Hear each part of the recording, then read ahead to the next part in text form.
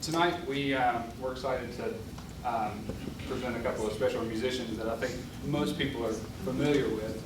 The program tonight is sponsored by the Friends of the Library, Caldwell County Library. And so I'm going to ask John Hawkins to introduce our musical guests.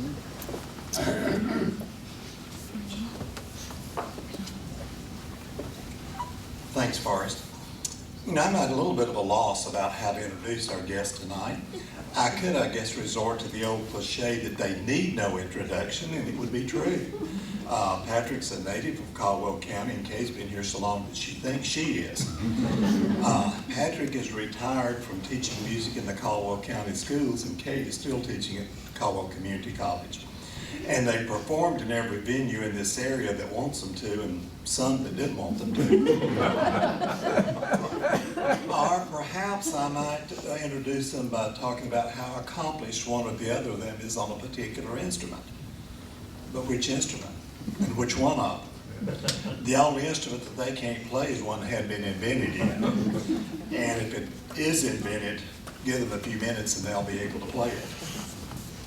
Or perhaps I could talk about how wonderfully they perform American folk music as they're going to be doing tonight, courtesy of the Friends of the Library. But then I could also say the same thing about how they perform bluegrass music or popular music, classical music, show music, and every other style of music. Or another approach that I might take is that I could tell you that they're special friends of mine. But that statement's not unique either, because if you've met them, you're a friend as well. And if tonight's your first time to meet them, you too will be a friend before the evening is over. So since I don't know how to introduce them, why don't we just skip the introductions and let them perform. Ladies and gentlemen, Patrick and Kay Crouch.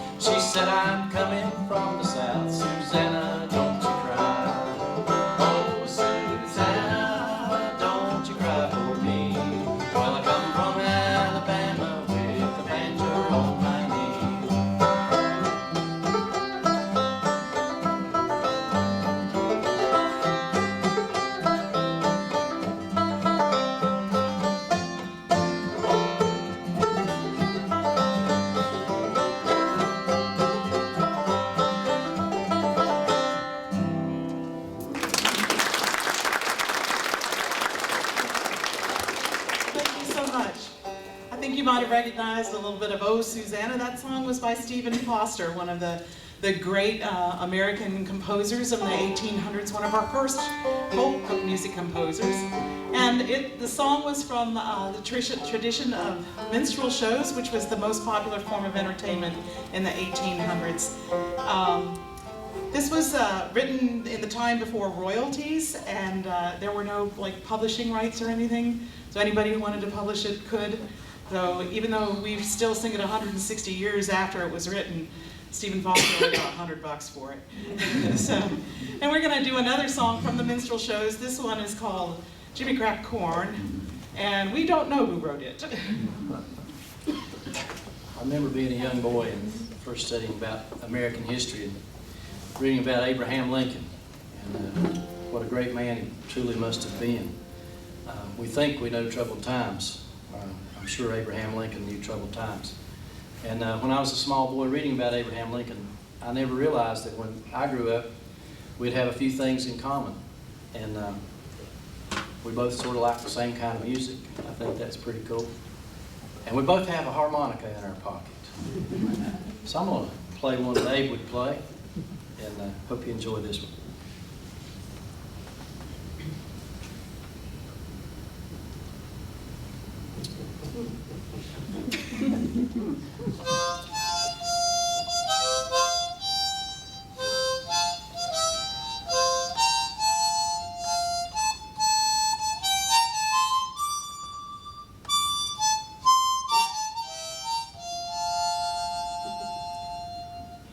When I was young, I used to wait upon my old master and pass his plate, and I'd fetch the bottle when he got dry, and I'd brush away the blue-tailed fly. Jimmy cracked corn and I don't care. Jimmy cracked corn and I don't care. Jimmy cracked corn and I don't care. My master's gone away.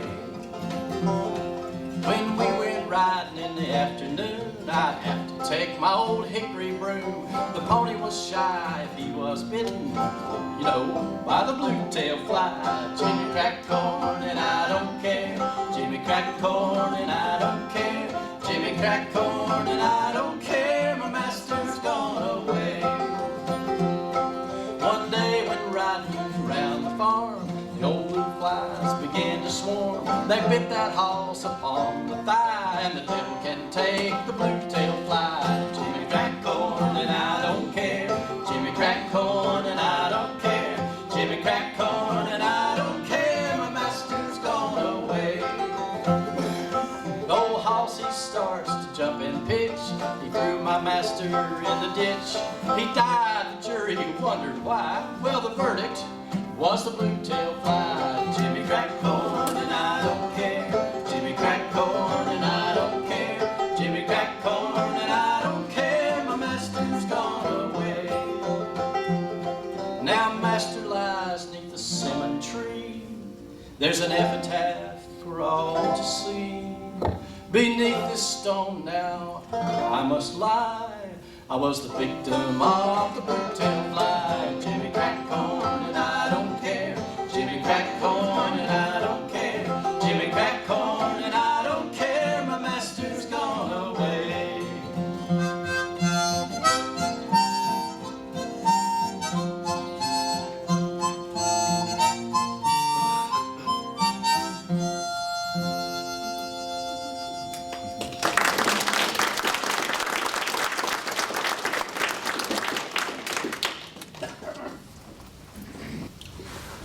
This particular song is a collaboration between a poet and a musician.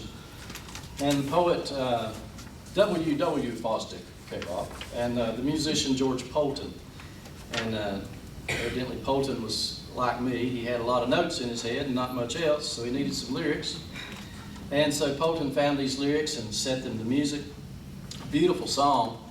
And over years of time, the words changed, but the tune remained the same.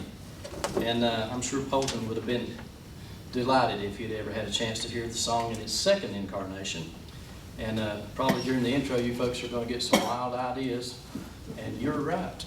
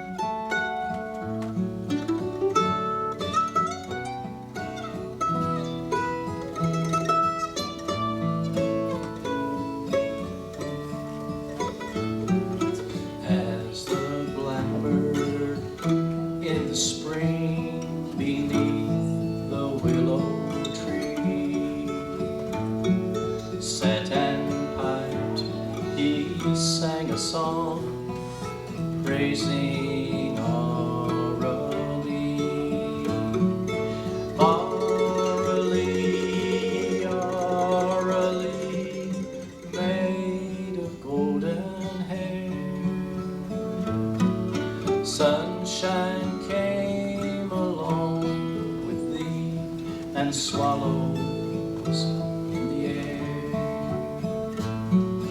Take my heart and take my ring, my all I give to thee. Take me for eternity, my darling Arlie. Arlie, Arlie, made of golden hair. Sunshine came along with thee, and swallows in the air.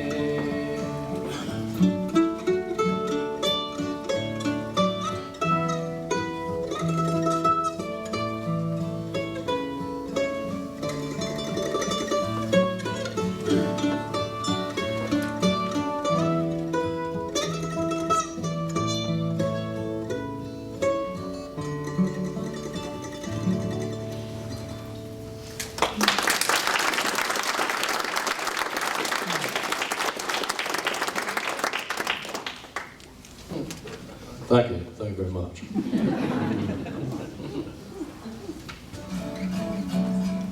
George wouldn't have needed the money though, K-Bob. He passed away 6 years after composing the tune. So All right. he had enough to see him through. The words of this next song date from 1863. They were written by Captain G.W. Alexander. It's called The Southern Soldier Boy. It's set to a much older, a centuries-old Irish tune. And there were a great number of Irish troops who fought on both sides of the Civil War. They were out of work when they came here, and they just, we have a job for you, son. So, and this song talks about the fact that the women in the South were very proud of their men for fighting, and Nanny sings it, and from her point of view it's a very wistful song, but she's sort of defiant at the same time. But she had absolute faith in the Southern cause. This is The Southern Soldier Boy.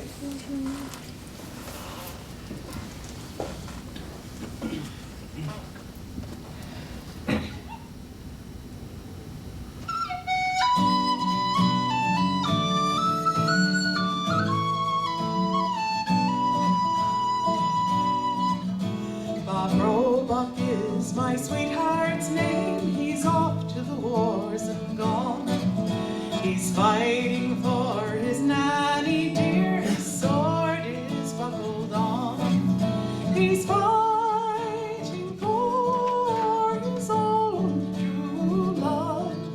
His foes he does defy, and ain't mighty glad that my Bobby is a Southern soldier boy. I hope for the best, and so do all whose hopes are in the fields. I know that we shall win this day, 'cause Southerners never yield. And when we think of those far away, we'll look above with joy. And I'm mighty glad that my Robbie is a Southern soldier boy.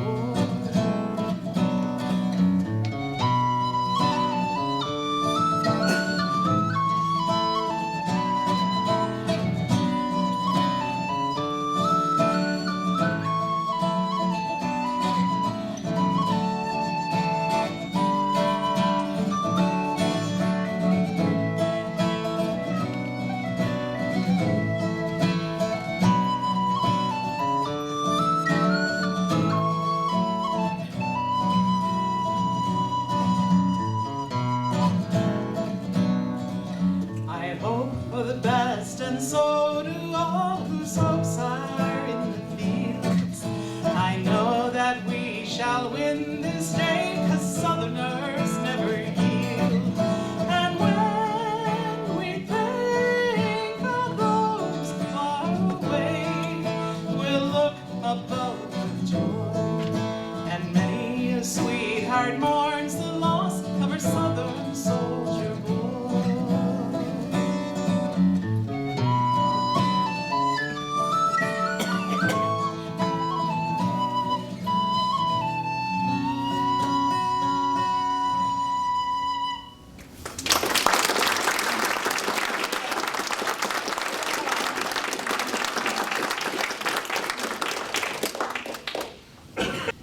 During the Revolutionary War, fife and drum corps were there for entertainment purposes, but more importantly for battlefield commands. They used sound signals, and the soldiers would learn the different tunes and even just the drum rolls, cadences that went along with different actions that took place during the day, so that the soldiers' daily life was regimented by these sound signals and also some battlefield calls. So Patrick has a brand new bugle. How long have you had that bugle, Patrick?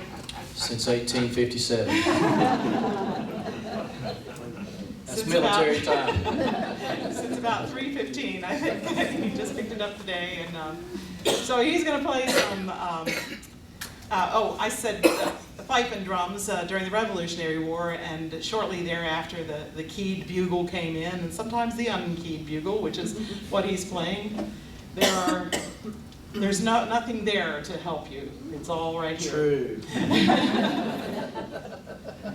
So he's going to play some bugle tunes for us, and he's going to get us started with First Call, which those of you who are big horse race fans or have started watching Luck on HBO will recognize this as the call to the post.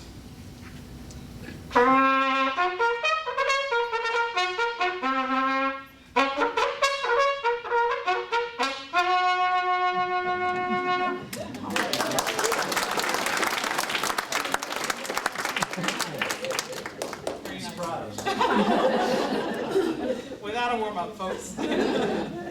And the next call, very important in a soldier's life, is the mess call. My 3 times a day. My favorite.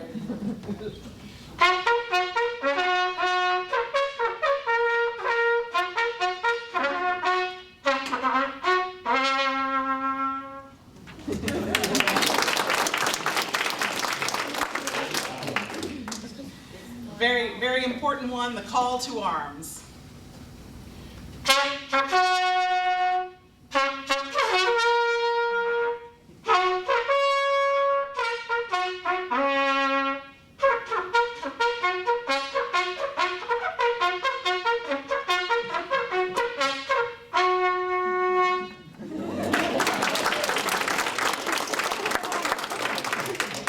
Got any more in you?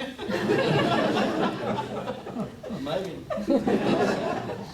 What do you need? Okay. Now, the next one is Charge. It's not the one you know from high school football games, but you'll probably recognize it, or you recognize it from all those westerns you used to watch when you were a kid.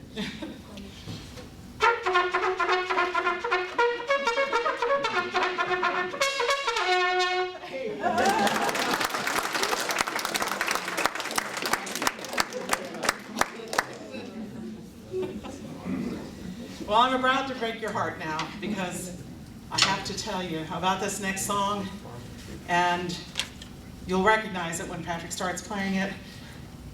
The story behind it is not a very sentimental story.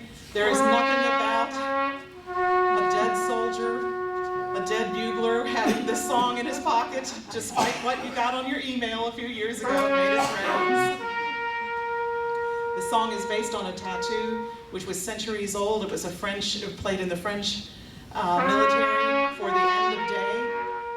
A Union general, Daniel Butterfield, did not really care for it. He thought it was not dignified, their end of day song was not dignified enough, so he remembered the tattoo, and he got his brigade bugler to come and sort of changed around. It kept pretty much this melody, but changed the rhythms and the length of notes, and it became immediately popular, and it was also picked up immediately by the Confederate troops.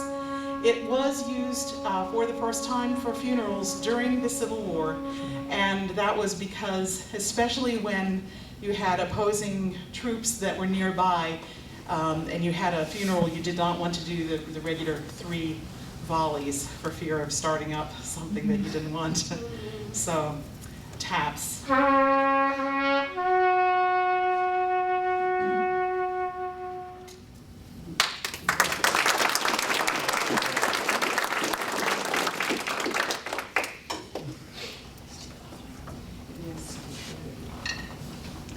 Well. Okay, Bob?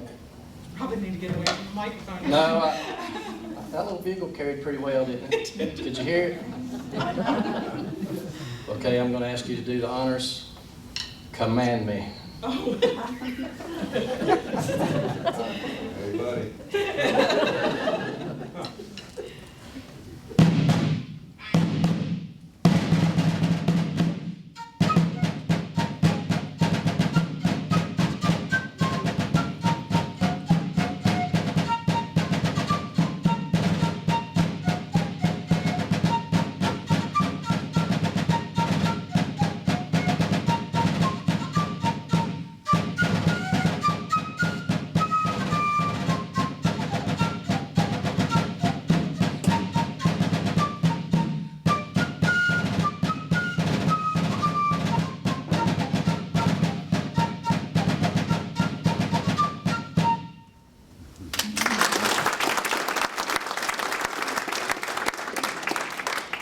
Well, time marches on, and the troops would march too. And of course, we know about the fife and drum, we know about marching, we know about bugle calls on the battlefield.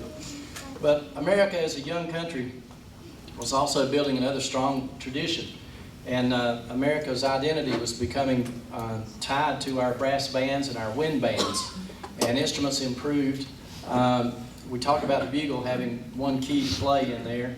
And later on, instruments such as the trumpet and the cornet and the trombone and the old euphoniums and tubas began to be introduced. One of the things that you may notice about a lot of the Civil War pictures is that the Civil War instruments, a lot of those instruments were over the shoulder. And that was because they put the musicians up front. The musicians marched in the front. And so the horns were pointed back over the shoulder for the benefit of the soldiers who were marching. And we read about in an actual battlefield accounts from the Civil War, and we understand that sometimes there may have been an encampment on one side of a river or on one side of a clearing, and an encampment of the opposing army on another side, and that maybe in the evening there would be a tune. One of the bands would strike up a tune, and maybe that band would be answered by the band. And so, if you will, a battle of the bands, or maybe even a cooperation of the bands could occur. It was not all that uncommon. And a lot of times one of the bands would start with an old sentimental number, something like Home Sweet Home.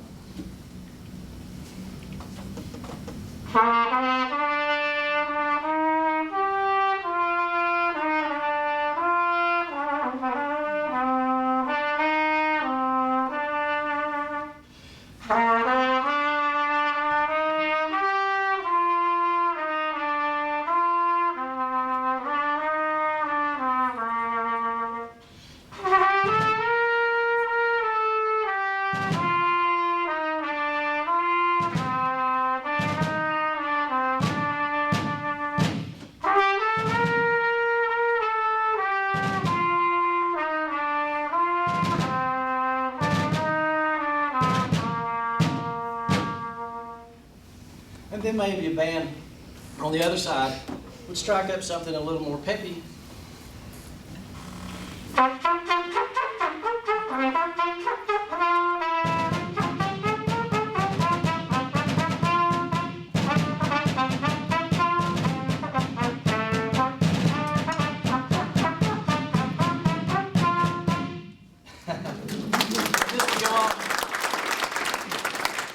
This could possibly go on for a few hours until one of the bands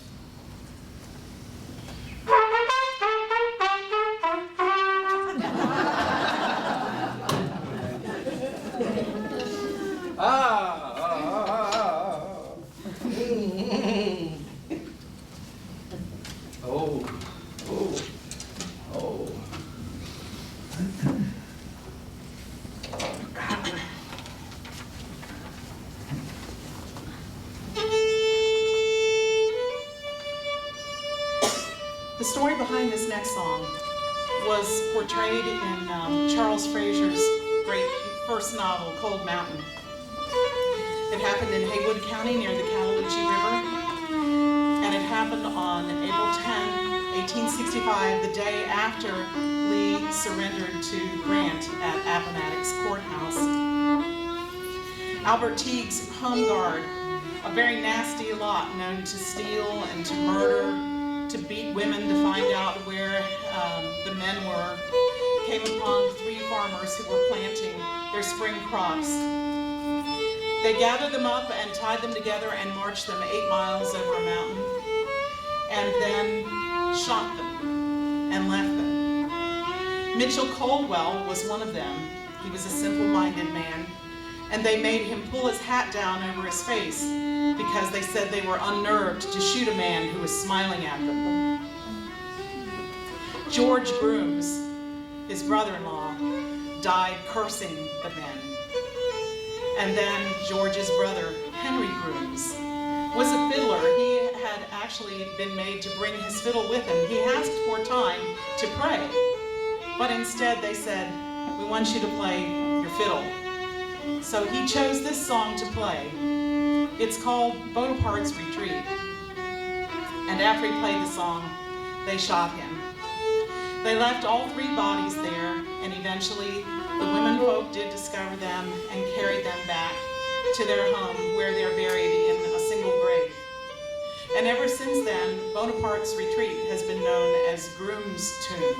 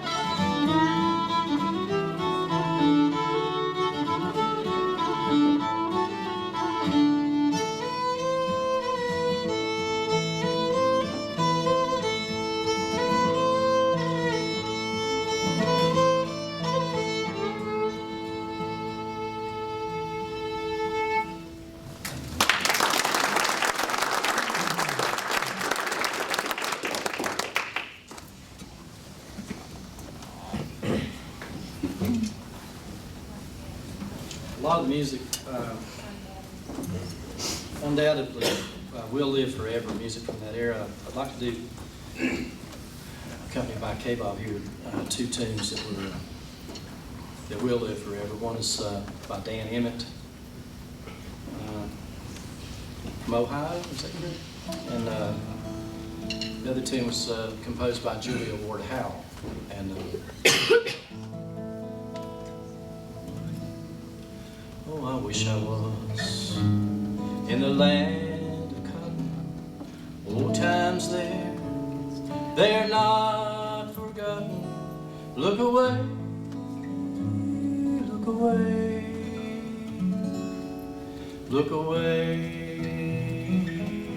Dixieland, in Dixieland, where I was born.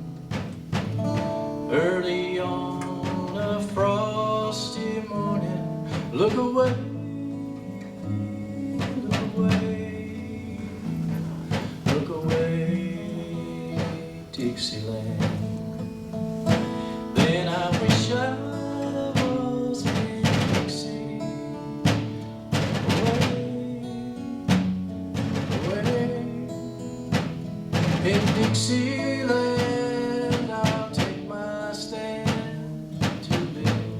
And I in Dixie, look away,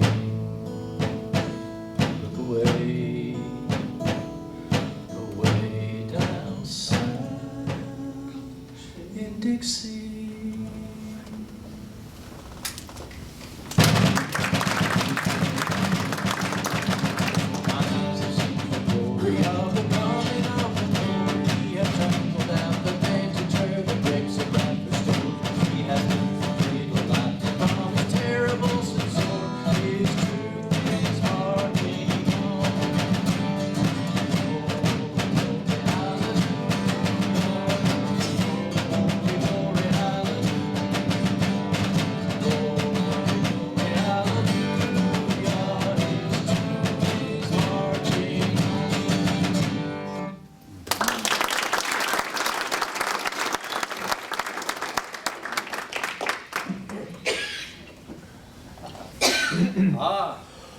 Knocks the rheumatism, accompanying the snow.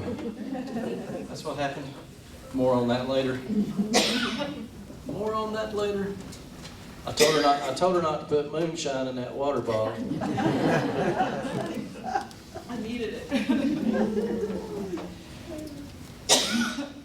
Of all the tunes, this is one that I always play anytime I get a chance.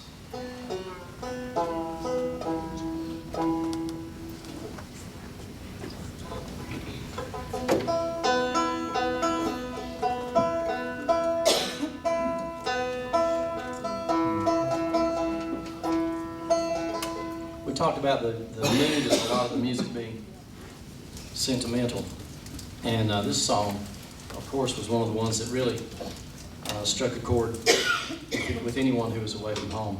And it is said that a lot of the commanders would outlaw this song. They wouldn't allow it to be played in the camps, because after it's played, a lot of people deserted.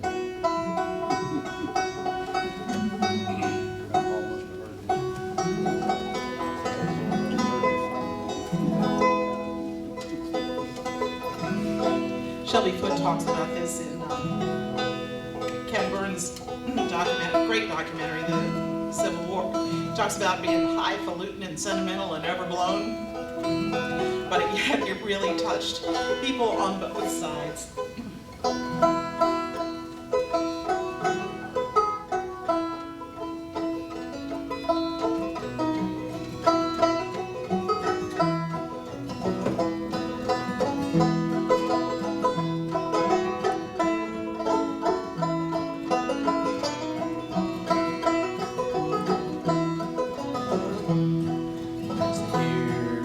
Slowly by Lorena, the snow is on the ground again, and the sun's way down the sky, Lorena, and the frost clings where the flowers have been, but the heart beats on as fondly now as when the winter days were nigh. Oh, the sun could never be so low to be down in affection's cloudless sky.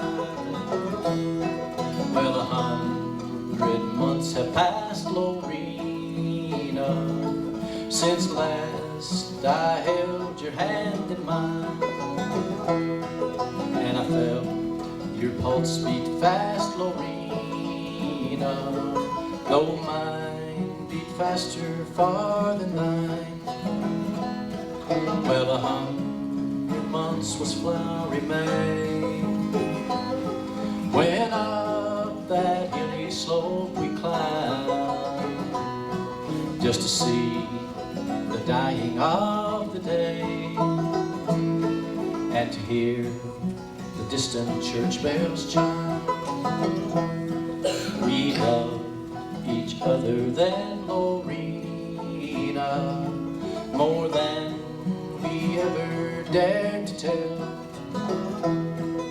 and what we might have been, Lorena, had our loving prospered well. And then 'tis hard the years roll on,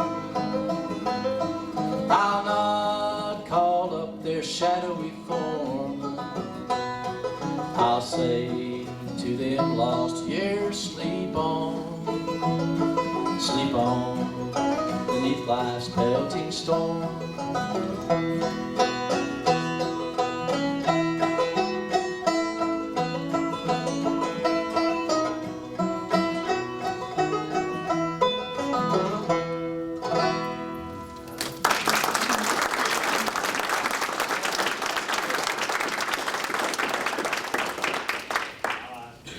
I'm going to do one tune here that's actually was not a period piece, but to me it's very relevant, and I think have you got the introduction okay? Again. This song is actually a contemporary piece. It was written, I think, in 1989 by Donald Oja Dunaway. It's easy for you to say. And the language, the story and the language was taken from a diary of Sam Watkins, who was in the 1st Tennessee Cavalry. And once again, Ken Burns quoted Sam Watkins quite often in the Civil War series. And he talks about his messmate dying, and also about the Native American belief that whippoorwills can sense the souls departing from your body as you die, and that if you hear a whippoorwill singing, it's an omen, a very bad omen, that you will meet your death the next day.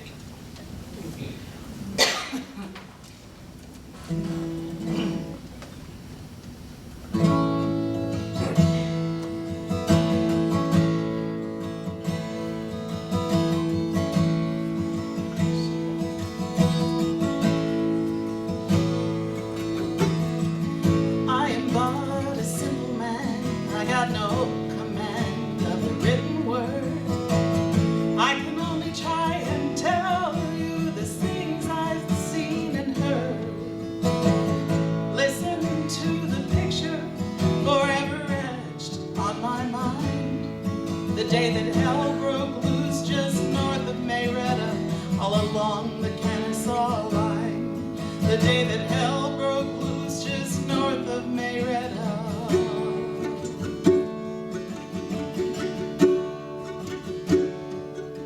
Oh, the sun rose high above us that morning on a clear and cloudless day.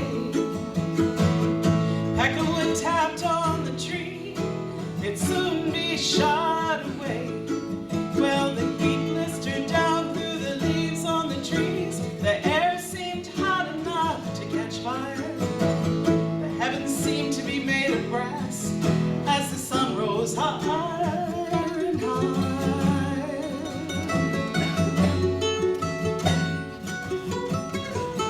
Everything got real still and quiet. My old messmate Walter Hood said, I believe them boys are up to something. You know it ain't no dang good. The storm broke and swept down on us. It rumbled through the hills. And Walter sighed and dropped his rifle. He said something to me about the whippoorwill.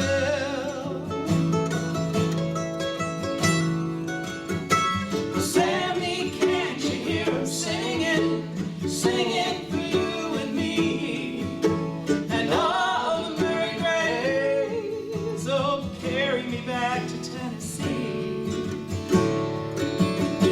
Well, God bless the 1st and the 27th, the Grand Rock City Guard. Nobody ever told me, oh, that dying could be so hard.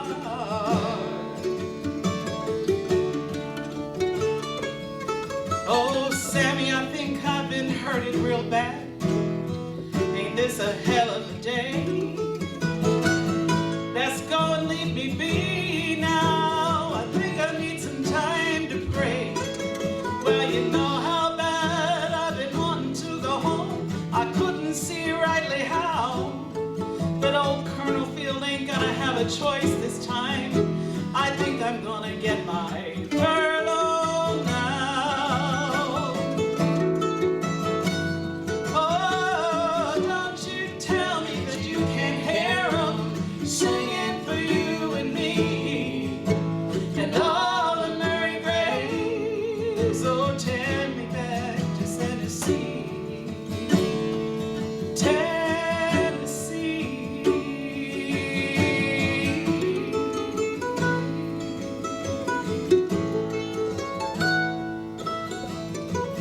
I told you, oh, I'm a simple man. I got no command of a written word. I can only try and tell you the things I've seen and heard. Listen to the picture forever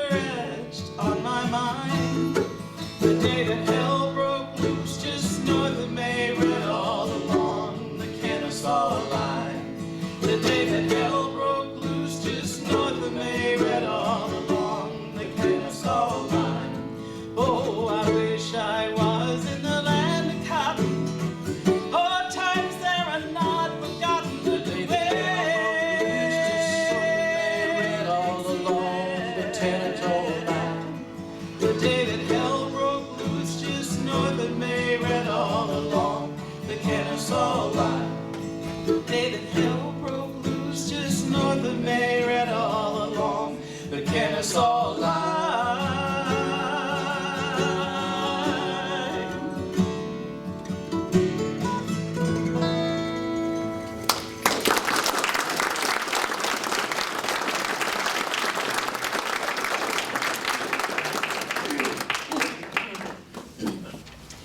Ennis Randolph wrote this next piece. He was an officer in Jeb Stuart's cavalry, and it's a satire of an unreconstructed rebel. And it was sung at Confederate conventions after the war to great laughter and appreciation. And after this tune, after this song, we'll play a tune, one of the favorites of the era, and still one of the favorites is still when you pick up the fiddle and learn to play to this very day. You still learn to play a tune early on called Soldier's Joy. And so after this number, we'll close with Soldier's Joy. And we'd also like to remind anyone who's interested in talking about any of the instruments that we played here tonight, or have questions for things that we may have said or thought we said, please hang around. Don't be in any hurry to leave. Also, we've got a few Strictly Clean and Decent CDs. If you don't have those, we have those available this evening. And we have posters for the Caldwell County Traditional Musicians Showcase. That's coming up in March. If you would like a poster to take to your home or workplace, please see us, and we appreciate that as well. But we'll close out with two good ones here. Kay's told you about one, and I've told you about the other. So here we go. Oh, I'm a good old rebel, and that's just what I am. And for the Yankee Nation, I do not give a damn. I'm glad we fought against her, I only wish we'd won. I won't ask any pardon for anything I've done. I hate the Yankee Nation and everything they do. I hate their Declaration of Independence too. I hate their glorious Union, it's dripping with our blood. I hate their striped banner, and I fought it all I could. Well, I fought with Robert E. Lee 3 years or thereabout. Got wounded in 4 places, nearly starved at Point Lookout. I caught the rheumatism a-camping in the snow, but I killed a chance of Yankees, and I'd like to kill some more. 300,000 Yankees are stiff in southern dust. We got 300,000 before they conquered us. They died of southern fever and southern steel and shot. I wish it was 3 million instead of what we got. Oh, I can't take up my rifle and fight them anymore. But I ain't gonna love them, now that's for certain sure. I won't ask any pardon for what I was or am. I won't be reconstructed, and I do not give a damn.